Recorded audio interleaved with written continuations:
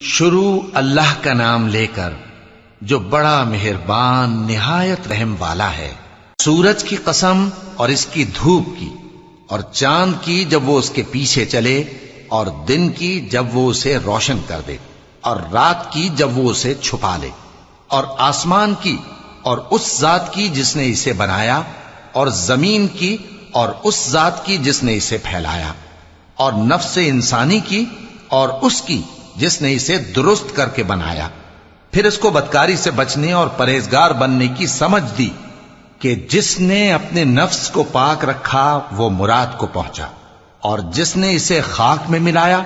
وہ نامراد رہا۔ قوم سمود نے اپنی سرکشی کے سبب پیغمبر کو جھٹلایا۔ جب ان میں سے ایک نہایت بدبخت اٹھا تو اللہ کے پیغمبر صالح نے ان سے کہا کہ اللہ کی اونٹنی اور اس کے پانی پینے کی باری سے خبردار رہو، مگر انہوں نے پیغمبر کو جھٹلایا،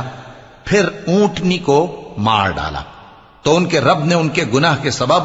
ان کو نیست و نابود کر دیا، پھر سب کو برابر کر دیا، اور اللہ کو ان کے بدلہ لینے کا کچھ بھی ڈر نہیں۔